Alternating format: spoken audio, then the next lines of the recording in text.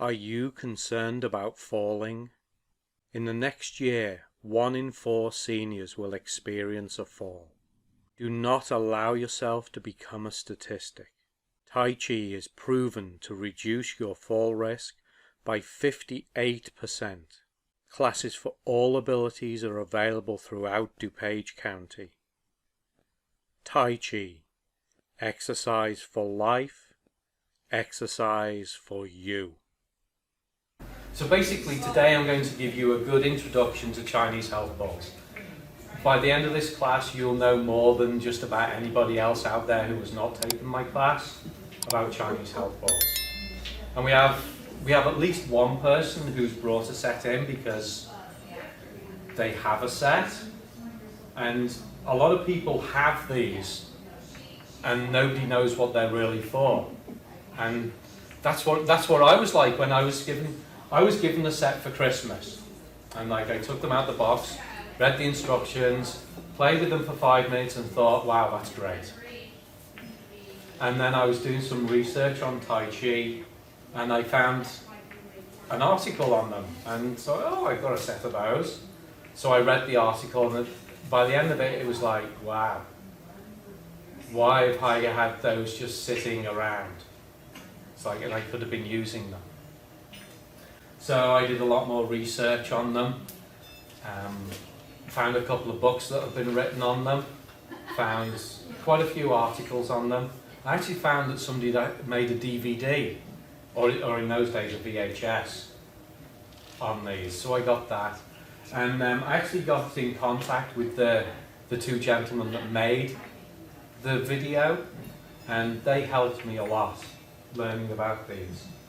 And then at one of our Tai Chi conferences, I was talking to my Tai Chi instructor about these, and I'm telling him all about them, showing him the exercises. At the end of them, he's like, you should be teaching a class on these. I'm like, huh, okay. So I sort of put together the outline of a class, proposed it to Elmhurst Hospital, and I taught it for Elmhurst Hospital for about 3 years, I think it was. And then I decided I needed to take this out to other places and expand around.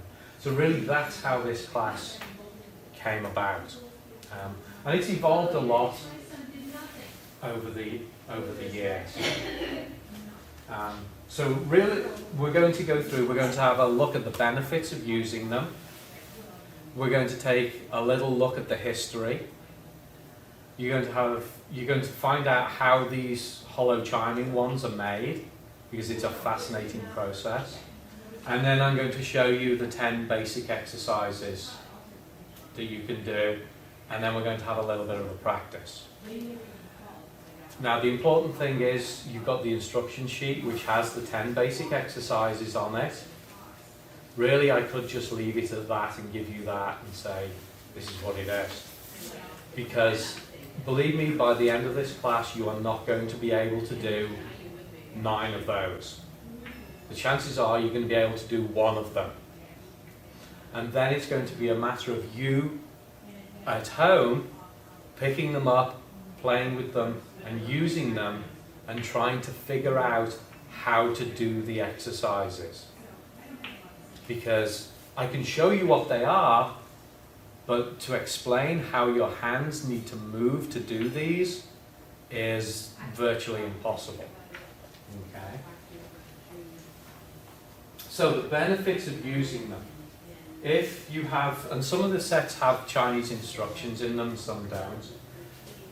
But on the Chinese instructions, you'll usually find something along the lines of, if you keep on taking exercise every day for months and years, you can get the fine results of keeping your brain in good health with high intelligence and good memory, relieving your fatigue, drowning your worries, and moreover, prolonging your life. Now the first time I read the instructions, it was like, didn't really get me thinking about it. But having learnt about them and rereading this, you look at what it's saying. It's talking about keeping your brain in good health, high intelligence and good memory. relieving fatigue, drowning your worries, and prolonging your life. They don't talk about exercising the hands or strengthening the fingers or strengthening the wrists. This is all about the brain. It's all about the brain, and it's all about stress. So relieving fatigue, drowning worries. And if you can reduce stress in your life, are you going to live longer?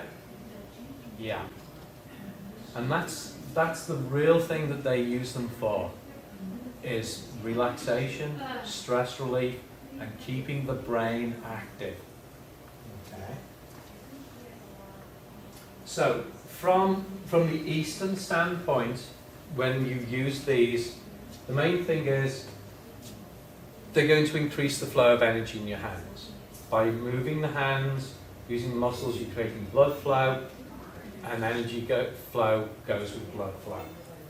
So through stimulating acupuncture points, reflexology zones on the hands, you're going to strengthen and heal your internal organs. So they stimulate the mind, the mental stimulation, relieve fatigue, relaxation. This is a big one, relaxing, calming the nervous system, the mind. They often use them as an aid to meditation. They can greatly improve your concentration, and you put all those things together, they're going to help to prolong your life. Now, if you took these to somebody in the West, and it's nice because my karate instructor, my Tai Chi instructor, is also a physical therapist. So he has the Eastern immersion in the martial arts side of things, and he has the Western scientific side. So he has a real good blend of the two.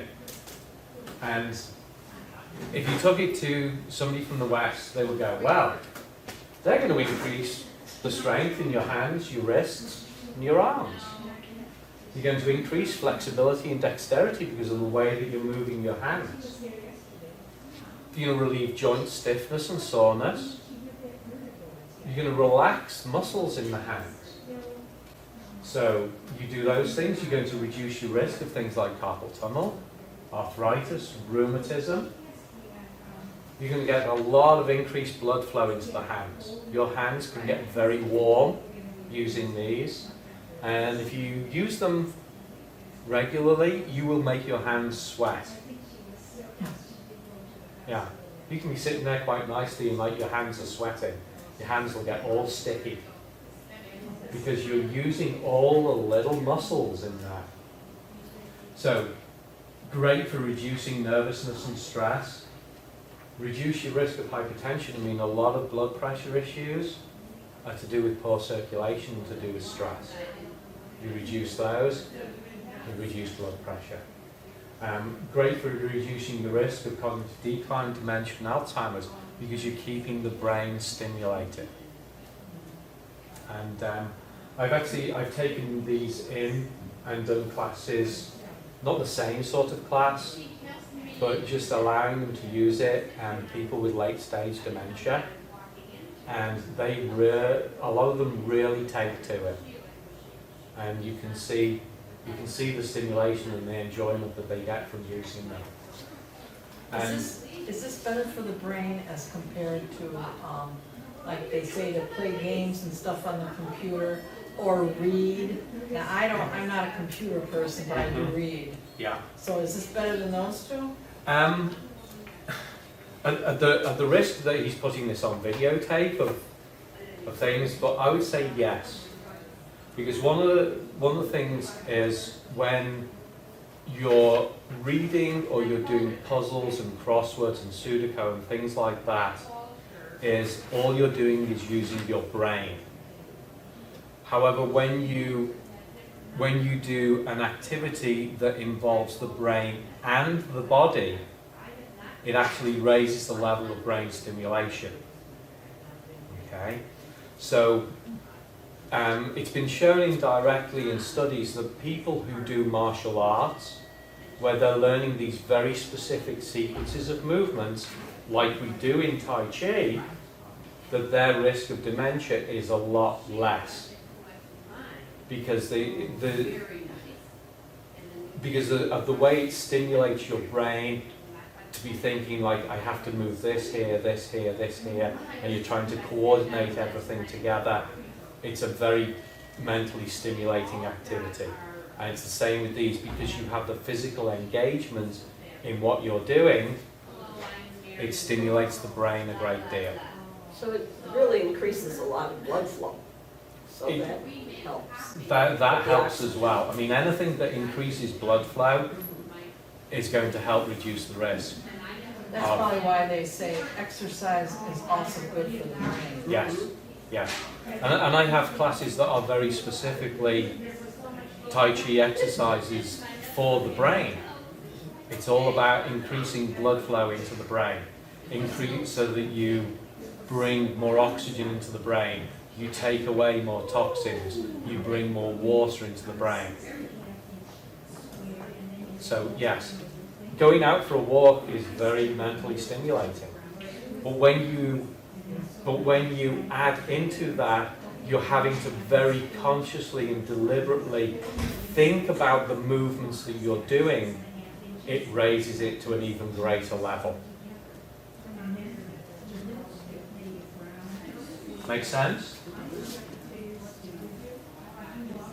The one thing to remember though is they are not a quick fix. So do not call me up in a week or come into my class in a week's time and go, John, I've still got arthritis. Okay? I have had a number of people who have had very quick results, even within a class, or within a month or two after the class. They've come back to me and said, you know, this is great, like my hands are feeling so much better. And for the most part, same as I always say, small, slow, gradual changes, much, much better than quick, dramatic changes. So, looking at the history, to give you a little bit of perspective how long these have been around, they have factory records that date back to the Han Dynasty, where they used walnuts to exercise the hands. And Chinese mountain walnuts are much bigger. They're like 1.5 inches, 2 inches in size. So they're a lot bigger.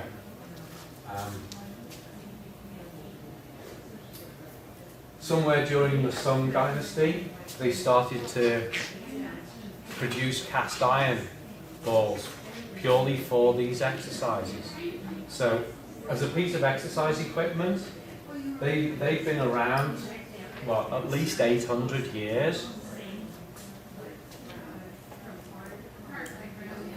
During the Ming Dynasty, there was a blacksmith figured out how to make hollow chining ones. And thanks to the emperor at the time, they really started to mass produce them around that time. Okay. Greatly valued for their health benefits, valued as gifts. That's a portrait of Emperor Qianlong, China's longest reigning emperor.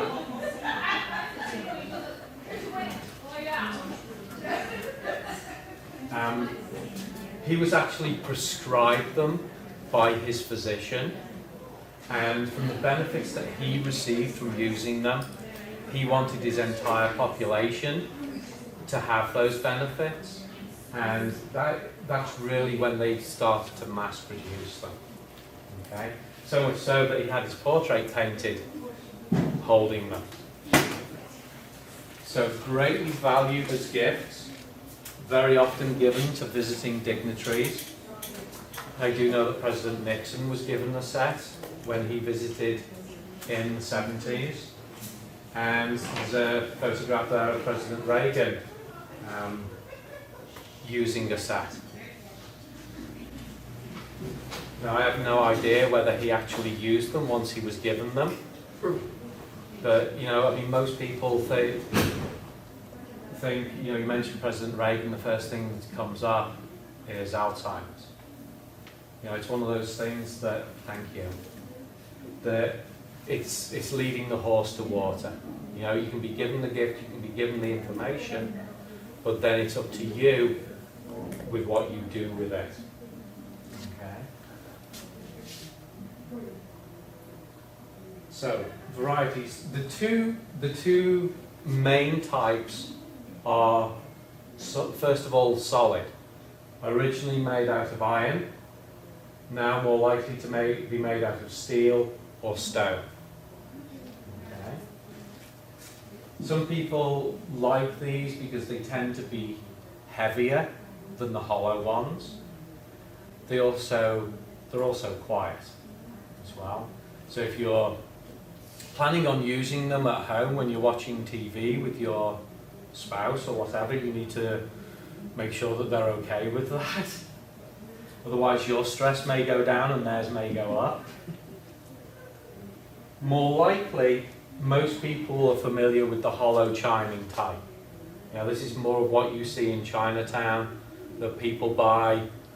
You know, you're on vacation and it's like, oh, Auntie Doris likes dolphins. Here's some dolphins ball, and you know, most of them end up as decoration, which is very unfortunate when you consider what benefits that you can get from using these. So quite often there'll be the plain steel crown. You can get them where they're heat treated and you get this really nice rainbow effect. I can't get those at the moment. Sometimes you'll get them with engravings on them.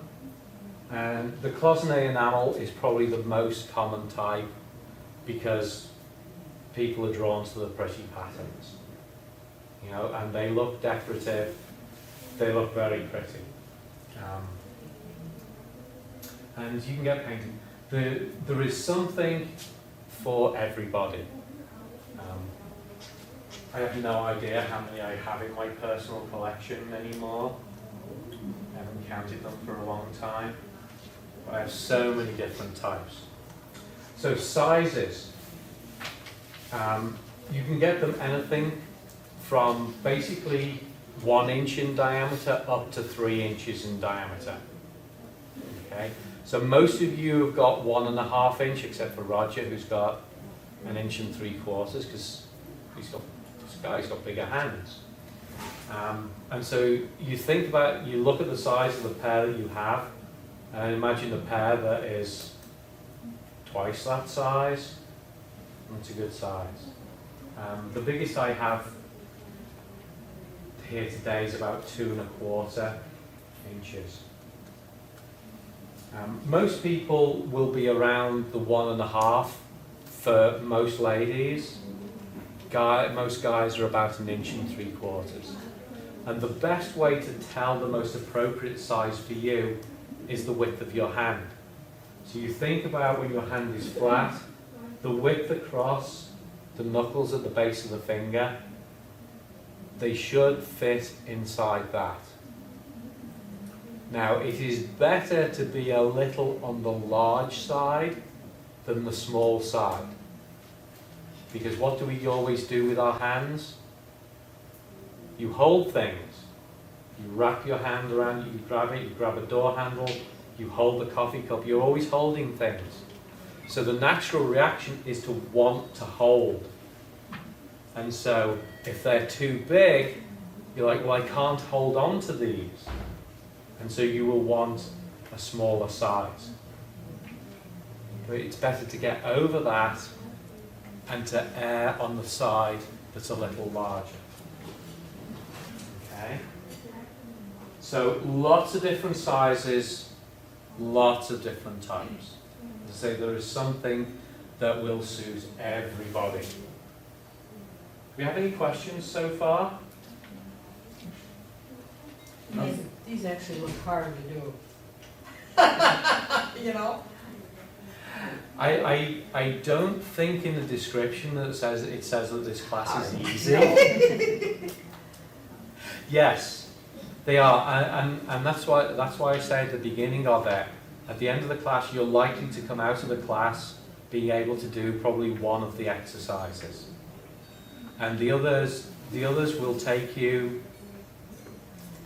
Honestly, they're going to take you a couple of years to get comfortable with.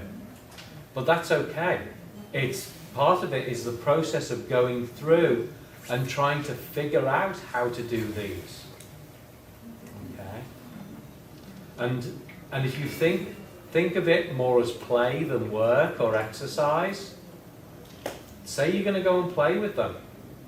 You take that little change of attitude in the mind, and it can change the whole way that you do these things.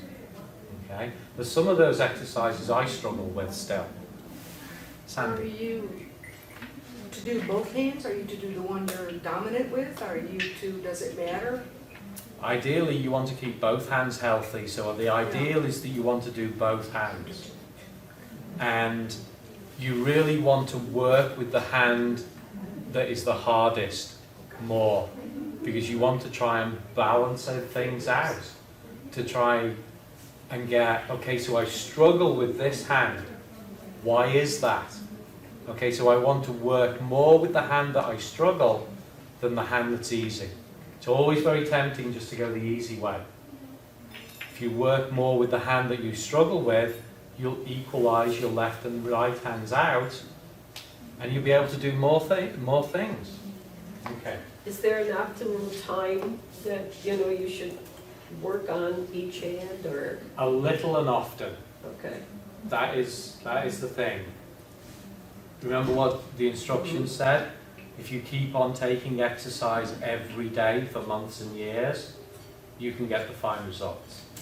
So it really is a little and often. That's the trick.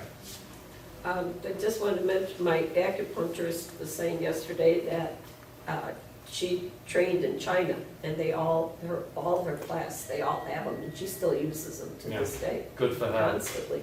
Good Yeah. for her. That's how it should be. Especially for somebody that is doing something like acupuncture, where they're doing such an energetic treatment with their hands. They want their hands to be sensitive to energy, and these exercises help to bring chi, energy, into your hands. So incredibly beneficial for people like acupuncturists to use. Well, she's thrilled that I was taking it, because I still have neuropathy in my hands. Mhm. Can't help my feet, but she said it will definitely help my hands. Yeah. Yeah. Quite often if you go to nail salons, I've had quite a few people tell me that the girls that work in nail salons use them a lot, Real. especially if you get especially Korean and Chinese nail salons. You'll find when they take a break is they play with these, because they want to keep their hands healthy so that they can do things. And what do we do that really does not involve our hands? Pretty much every activity you do involves your hands. So this is where I have to flip the thing, because you're all intrigued as to how these are made. I recently had the pleasure of traveling to Beijing, China, to visit one of the largest manufacturers of cloisonne therapy balls. At the Colored Dragon Iron Ball Factory, each set of cloisonne balls goes through a painstaking 14-step process that is performed almost entirely by hand. First, various sizes are stamped out to produce a circle, just like this. Step number 2, the metal is then pressed into a half of a sphere.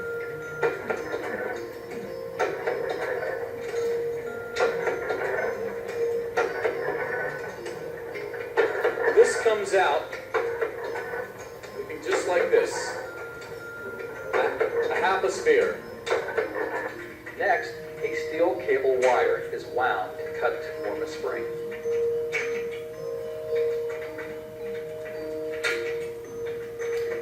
Step 4 is the process that enables the balls to produce their unique chime. The spring formed in step 3 is welded to the inside of one of the half spheres, and a metal marble is then placed inside as well. Once the spring and marble are in place, step 5 consists of welding the two half spheres together.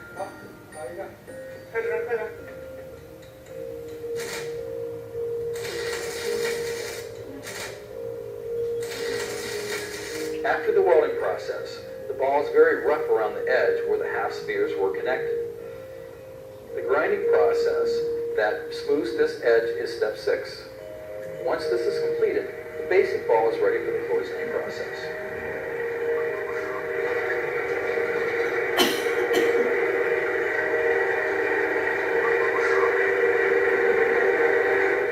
Step 7 consists of bending copper wire to form the shapes that will give the cloisonning balls their intricate designs.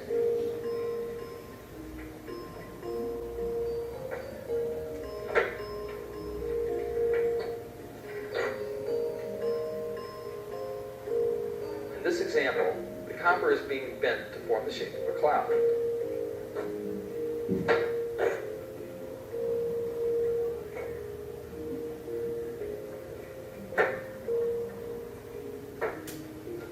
Step 8 involves taking the shapes that were formed in Step 7 and attaching them to the ball using glue and a specially designed soft hammer. This worker is setting a moon and stars. With all of the design work being done by hand, you can see why each ball is a one-of-a-kind piece of art.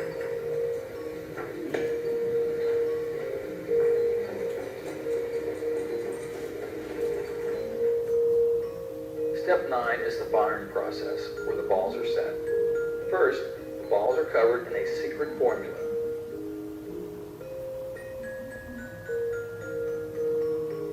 They are then placed in the furnace, which reaches temperatures as high as 900 degrees centigrade.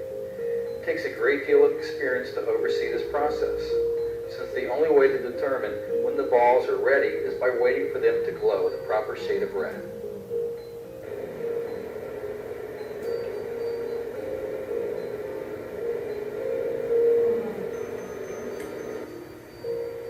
After the balls have cooled down, the copper is firmly set. Step number 10 is the painting process, where workers pour paint into the formed copper patterns.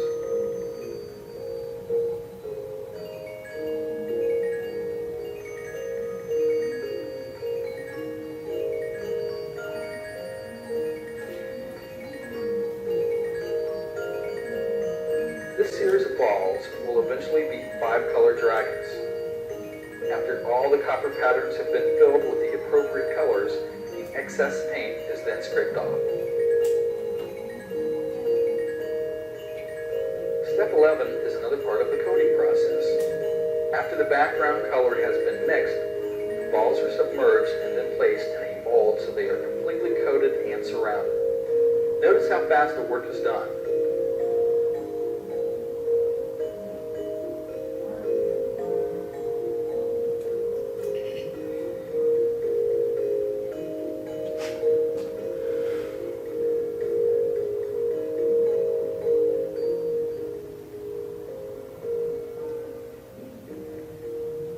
After the balls have dried, the molds are cracked open and the balls are ready for step 12, the grinding process.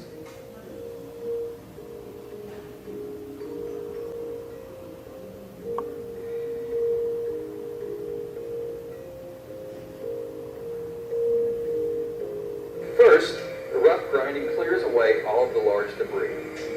As the ball continues to be ground, patterns and colors begin to emerge.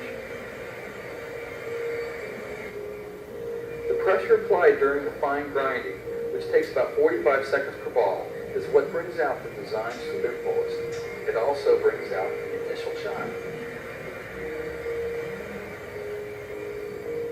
Step 13 is the polishing process. As you can see, after being hand polished, balls come out with a brilliant finish.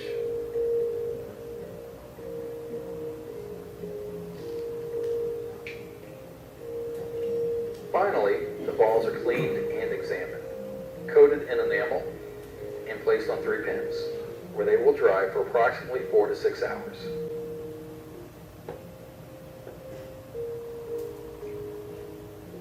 Once the balls have finished drying, they are then placed in an intricately designed presentation box and shipped to destinations around the world.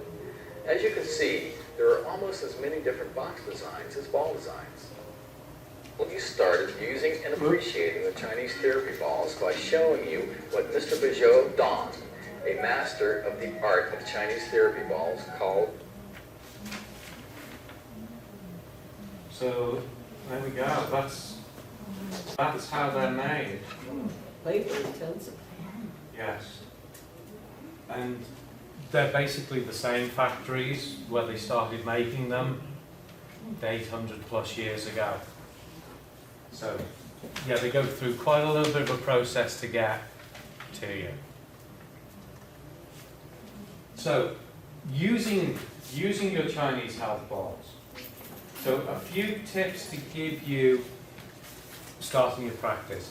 Now, the important thing is there are no hard and fast rules for these. It's what works for you, what's comfortable for you. Okay? So, the more that you can keep your palm horizontal, the easier it will be. There will be a lot of temptation to like be angling and turning your hand, and what you think, the way that you think you need to tip your hand is not always the way that you should be tipping your hand. So the more that you can keep it horizontal, the easier it's going to be. Now, if you have the chrome ones, those are pretty durable, and if you drop those, they're going to scratch a little bit, but hey, over time of using them, they're going to scratch and become marked anyway. My favourite set, the chrome is worn through on them in places.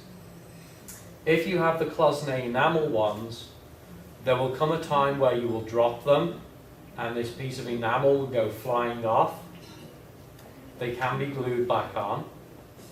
Okay. Whether that's the first time you drop them or it's the 1000th time you drop them, I have no idea.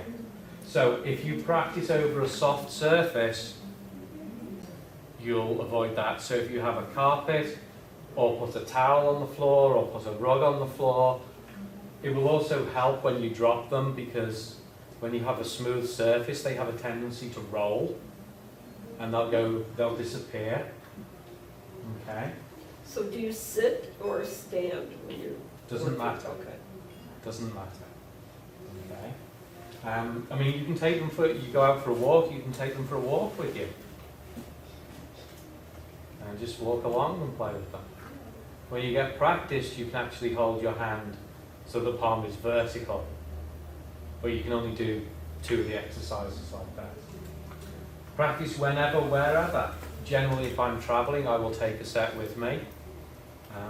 I have never had a problem getting through airport security with them, even traveling with solid steel. It's not to say, however, one of my students she actually had them taken off her by the TSA. She had a pair of the enamel hollow ones, and they wouldn't let her on the plane with them. They didn't like to Now, use it. now, if she was carrying an apple pie, she would be what you think of as an American grandmother. And like she's like 5 foot as well. And it's like, you know, what is a 5 foot tall 70-year-old great grandmother going to do on the plane with these? No, TSA has no No. rhyme or reason anyway. So Velty, you asked about how much you should practice. It's practice for however long you like. If it starts to become uncomfortable, that's the sign to stop. Now, that is likely to happen because you're using a lot of smaller muscles, you're using a more detailed movement that you haven't used before. So it is quite likely that when you start with these, you will experience some soreness. Okay? It shouldn't last very long. Okay? Practice regularly for the maximum benefits. And when we practice them, with them, people are going to drop them, and that's okay. So if you're sitting there and one arrives at your feet, pass them back. So there are 10 basic exercises, and we're going to watch this on video because it's much easier to see on the TV screen than me demonstrating it. So the first two exercises, and they're pretty much in pairs. The first two exercises are, this is your basic one, this is your foundation. It's where you're holding the two of them in one hand.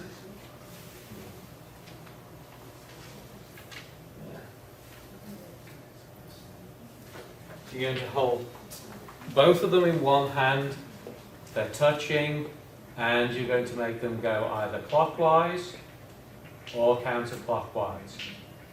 One of those directions will come relatively easy to you, the other one you will not believe how difficult it is.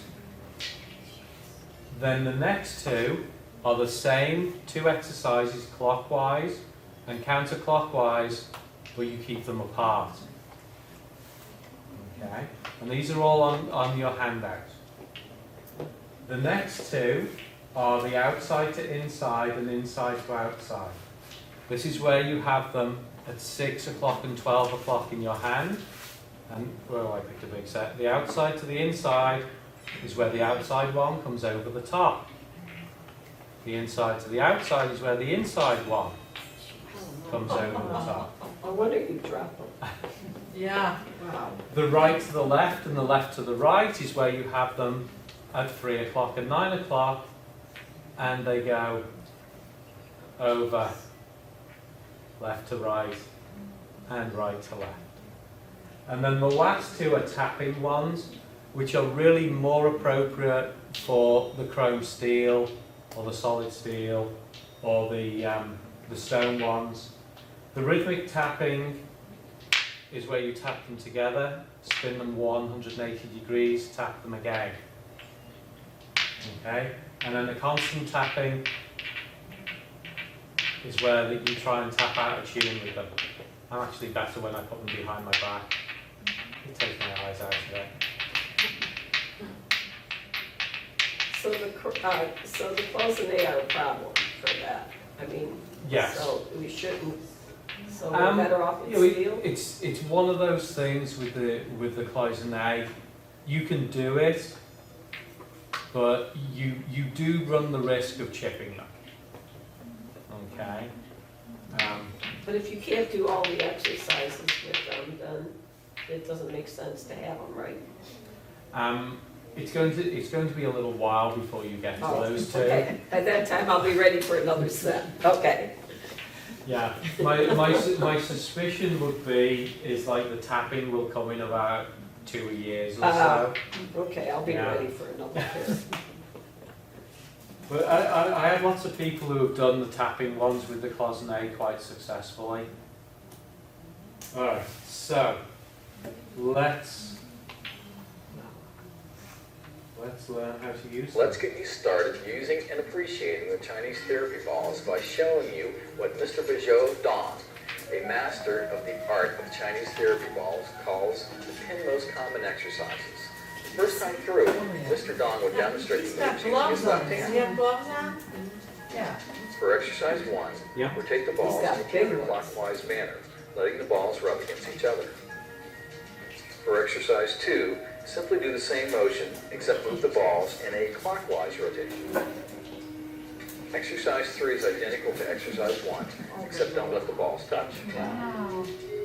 Exercise 4 is identical to exercise 3, except move the balls in a clockwise rotation. For exercise 5, have the ball sitting in your hand in the 12 o'clock and 6 o'clock position. Move the ball farthest from you over the top of the ball closest to you. Mr. Dong calls this outside to inside. Exercise 6 is the same as exercise 5, except move the balls from inside to outside. For exercise 7, have the ball sitting in your hand at 3 o'clock and 9 o'clock. Move the ball on the left over the top of the ball on the right. Exercise 8 is identical to number 7, except this time go from right to left.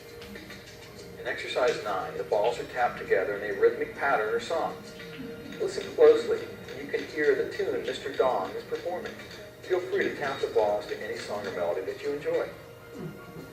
Finally, exercise 10 has the balls tapping continuously in an even cadence. Both exercises have the balls moving in a counterclockwise rotation. 5 years.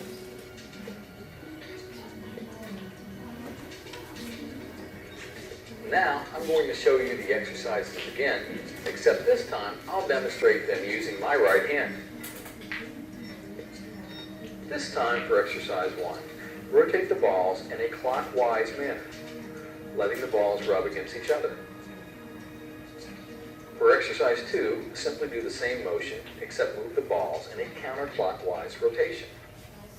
Again, exercise 3 is identical to exercise 1, except don't let the balls touch.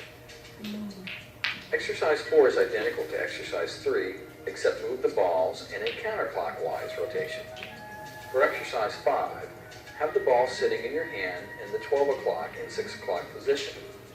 As you did before, with your left hand, move the ball farthest from you over the top of the ball closest to you. Mr. Dong calls this outside to inside. Exercise 6 is the same as exercise 5, except now move the balls from inside to outside. For exercise 7, have the ball sitting in your hand at 3 o'clock and 9 o'clock. This time, move the ball on the right over the top of the ball on the left. Exercise 8 is identical to number 7, except go from left to right. Exercise 9 and 10 involve tapping the balls together as they move around your hand. Both exercises are a little more difficult, so feel free to experiment with moving the balls in a clockwise or counterclockwise rotation.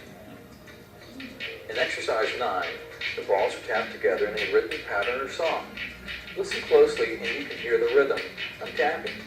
Again, feel free to tap the balls to any song or melody that you enjoy. Finally, exercise 10 has the balls tapping continuously. In this instance, I'm going in a counterclockwise Fast motion. forward, is that? No, that's For the most speed. enjoyment benefit, don't forget to perform all 10 of the exercises with each hand. You might be surprised that your non-dominant hand actually manipulates the balls better than your dominant one. Boy, you gotta have flexible fingers. Will I be able to play the piano after I do this? Only with Since I balls. can't now. These seem so big when you try to move them. Interestingly enough, you say that about piano. Greg, the gentleman in the video there, he actually got into these because he is a musician. Oh, really? And like he plays just about every instrument that is in existence on the planet. And he started with finger exercises to keep himself dexterous. And it's through that he discovered Chinese health balls. And seeing those, he really got into using them, and that's why he made the video and does all this stuff with them. So, will you be able to play the piano afterwards? Your fingers may be dexterous enough to play the piano, but whether you can or not is a different matter. We'll go to your concert, Billy. Actually, I do play guitar, and I'm not Okay. as dexterous as I used to be, so. Oh, this Yeah. will be great for it. Yeah. Is it easier? I saw the first guy with gloves on. My hand is sticky already, Yeah. so I'm wondering, would it be easier to practice with a glove on? It quite well can be easier to practice with a glove on. He's just using like a very simple cotton glove, Yeah, and it avoids that, because that stickiness is your hands sweating. Sweating. Okay, because it doesn't take much when you're using these, because the fine movements that you're using to do this, you haven't done it very often, and so those muscles, you're waking those muscles up and prodding them into action, and they're working. So, Now, personally, I don't like gloves. I don't like gloves for anything. So, I don't. You may well do, like a simple pair of cotton gloves, silk gloves, something like that may well be a little easier for you. Yeah. now, John, when he was demonstrating it, he was using different fingers. I mean, like to push it forward and pull it back and that. I mean, it's a little hard to, is that gonna come sort of naturally as you move them, or Yes. does he, okay, so, because the instructions really don't show which finger's pushing forward. No. Oh, okay, No, because it is very hard to describe how to do it. right, that's why, you know, when he was. Yeah. So where you want to start is the two exercises touching. Mhm. So if you hold them in one hand, and you will find that you will be able to move them, at least move them Mhm. in one direction. So that's where you want to start. Okay? And it is a case of trying to figure out just how do I do this? Mhm. And the real way to do that is to practice. Is just to pick them up and just play with them. Okay? And then try and make them go the other way. Yeah. And then I think everybody in the room has the same reaction to that. It's like they don't go the other way. Wait, they did. So I- if you drop it, sort of. Now, I feel it right away in my forearm. Yeah. Are you supposed to, or? Oh, you will do. Oh, you because- will, okay, so that's not wrong. Yeah. to Oh, feel oh it. no, because Okay. because a lot of the muscles that control your finger movements originate actually Mhm. up on the upper arm, and they go all the way down, and you have long tendons that go down into the hand. So yes, feeling them in the forearm is by no means unusual. I'm feeling it right here. Yeah, yeah. So again, whether it's the inside of the arm or the back of the arm, you have long muscles with long tendons that run down into the hands and over the back of the fingers, up through the fingers. And that's where you get carpal tunnel. Mhm. Carpal tunnel is those tendons going through a band that wraps around the wrist. Okay? So that's where you start, is with those two exercises, with them touching, clockwise, counterclockwise.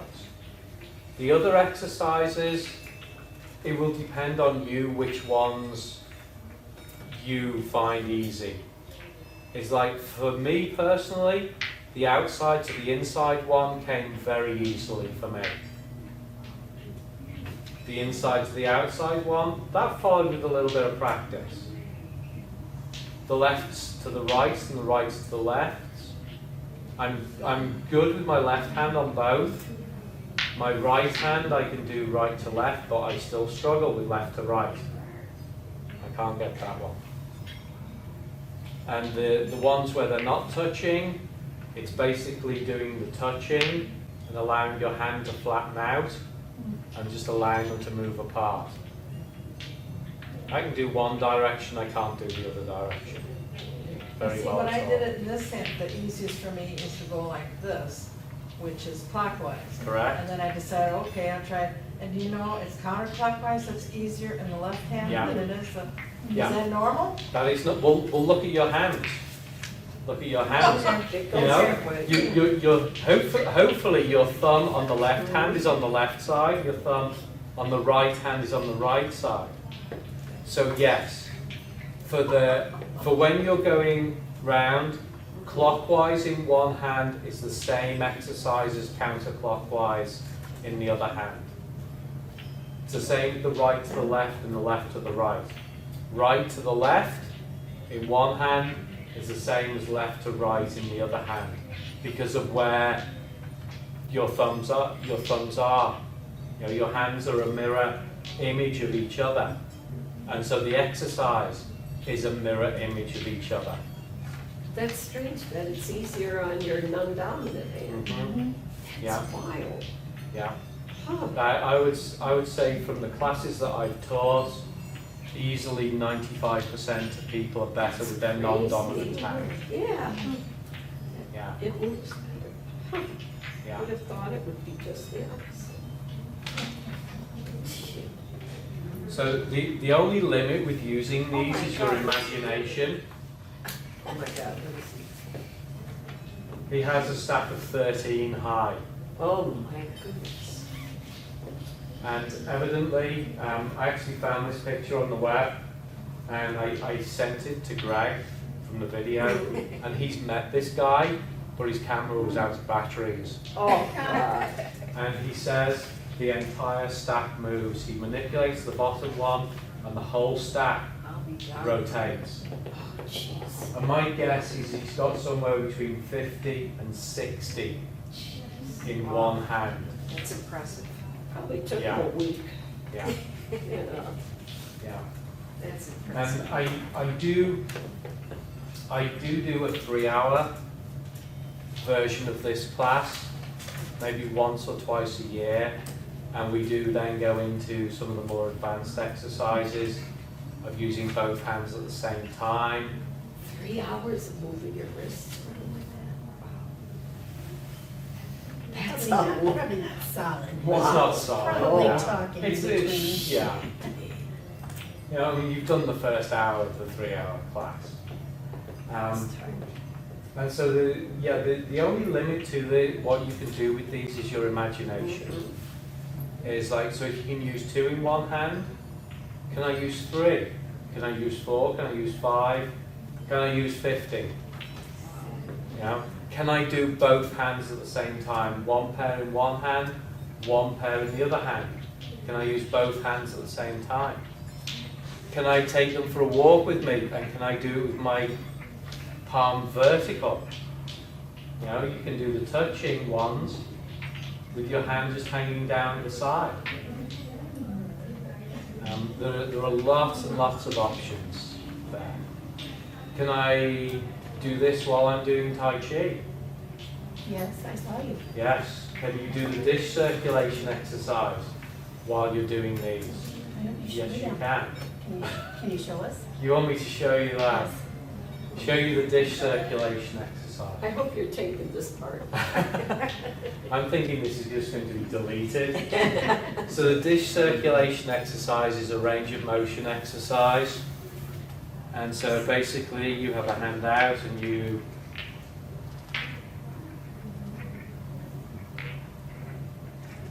Nice job. Nice job. you do it while you and so you can do one hand, you can also do the hand that's behind your back at the same time. We talk about brain stimulation. Yeah, yeah. Yeah, I like that. incredible for brain stimulation. Okay. So It does start. the real thing is you need to go home and play with these. Yeah. Okay? Because in a 1-hour class, you are not going to be able to do all 10 of those exercises. It really is knowing what they are, having the idea of how you do them, what they look like, go home and pick them up every day, play with them for 5 minutes every day. And you'll be surprised how good they'll feel. Okay? You can sit in front of the TV and play with them. It doesn't matter. You know? So, questions? How many millimeters is an inch and a half? 2.54. So an inch and a half is about 35 millimeters. Is the size. And they all have, and this is the thing, is that the different factories have different ideas. Some of the factories put really thick layers of enamel on, others don't. So what is nominally an inch and a half is like the chrome will be probably an inch and a half, but the enamel will be a little bit bigger because you've got the thickness of the enamel on it. So, you know, they're not precise at all about the sizes, especially when you get into the stone. You know, the stone tends to be what is available and how well they can make it. They didn't seem so big until you put 2 in your hand. Somehow they fill up the hand pretty quick. So So you get a set of chiming to take home with you today. Okay? If you want more, there are, you know, if you want to buy more of the chiming are $12 a set. If you want some of the steel or the stone, that depends on what they are. But you're more than welcome to try out the different sizes and play with them. The most important thing about what you take home with is, does it feel comfortable in my hand? Doesn't matter what I say, does it feel comfortable to you? Do you like the feel of the chrome, or do you like the warmth or the more tactile of the enamel? It's personal preference. But after they're in your hand for just a couple of minutes, they're warm. They're not cold anymore. Yeah. But it's, you know, I think of it as more a clinical feel. You know, it's that more, you know, this is what it is. Whereas with the enamel, you know, they got this roughness to them. They got this more tactile feel to them. You know, I actually like the enamel when I'm doing the left and the right and the left, because I can grip them a little bit better with my fingers than I can the chrome ones. So very much personal preference. Definitely overrides anything that I say. So you are more than welcome to play with them. As I say, chiming chrome set and the unlaminated sheet of instructions you get to take home with you. And in the future, if you ever want any in the future, We know where we can get. you know where you can get Do me. you drive around with them in your car? Opens up his coat. Oh, yeah. That's why I always down. You would not believe the number of times that I have met with somebody in a parking lot somewhere to exchange. It's like I got an email from somebody, it's like, you know, oh, you know, sorry I didn't pick them up at class, but I really want to set of these. All right. Where are you? It's like, oh, I'll meet you in this car park here. It's like, you know, are the police going to turn up? What are you doing? Dealing What with are you Chinese cell phones dealing? at the back of this car? And what's really inside here, Yeah. what are you doing? You know, they would really, they start to grow on you. I mean, I can see where it becomes addictive. Oh yeah, they Especially as you were able to do it a little bit more. Yeah. It starts to, Yeah. But keep that idea of that you're playing with them. If you keep that idea in your mind, it's going to be a lot more fun. oh yeah. Rather any than I'm exercise, exercising yeah. with them or I'm working with them. It's the challenge. Yeah. I keep thinking about Humphrey Yeah, Bogart. Bogart, yeah, That's Captain Queeg. Yes. That's the strawberries. Yes. Strawberries, Yes. that's what turned the crew. yeah. Yeah. I used to have the clip of that where he's in the courtroom and he Oh pulls them yeah, out he in the starts going courtroom. nuts, so. You know, he pulls them out because he's stressed. Yeah. And he's using them for Yeah. stress relief. The But they little pulled that silver one ones, down. They yeah. pulled that one down because of copyright violations. Oh. But I got yeah, maybe 4 different clips where they've appeared in movies. There was one somebody told me it's a movie called Boys in the Hood. It's about LA gangsters. Yeah, yeah. And the father of one of the kids in there uses Chinese Really? health balls. Wow. And yeah, you see him playing with them. Yeah. Can't remember his name.